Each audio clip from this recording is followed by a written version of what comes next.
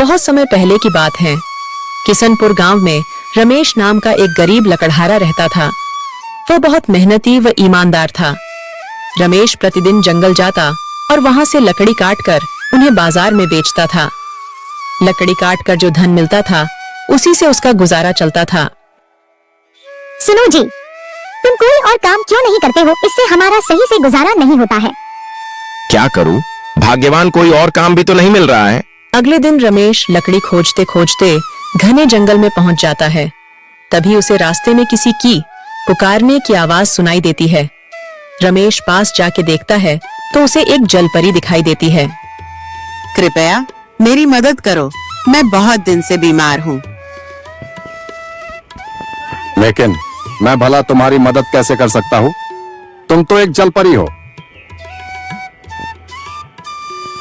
इसी जंगल कुछ मील दूर एक गुफा है। उस गुफा के अंदर एक जादुई गुलाब के फूल है। उसे लाकर मुझे दे दो, जिससे मैं ठीक हो जाऊंगी। रमेश जलपरी की बात मानकर उस जादुई गुलाब की तलाश में चल देता है। कुछ समय चलने के बाद वह उस गुफा के पास पहुंच जाता है। रमेश गुफा के अंदर जाता है। जैसे ही रमेश फूल तोड़ने वाला होता है, तभी उसमें से एक जिन निकलता है। मूर्ख मानव, तुम यह जादुई फूल नहीं ले जा सकते जब तक तुम मेरे 2 प्रश्नों के उत्तर नहीं दे देते। यदि तुमने मेरे दोनों प्रश्न के उत्तर सही दिए तो तुम यह फूल ले जा सकते हो। यदि तुमने एक भी प्रश्न के उत्तर गलत दिए तो मैं तुझे खा जाऊंगा। ठीक है, पूछो अपने प्रश्न।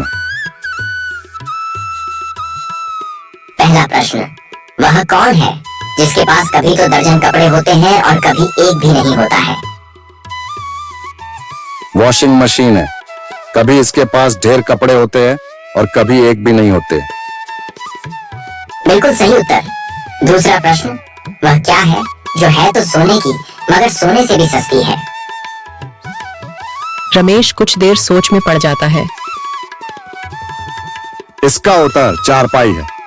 यह है तो सोने की मगर सोने से भी सस्ती है। तुमने मेरे सभी प्रश्नों के उत्तर सही दिए हैं। अब तुम यह फूल ले जा सकते हो। यह कहकर जिन वहां से चला जाता है। रमेश फूल लेकर सीधे जलपरी के पास जाता है। जलपरी ओ जलपरी, लो अपना जादुई फूल। जलपरी रमेश को मदद के बदले में उसे सोने के उपहार देती है और वहां से चली जाती है।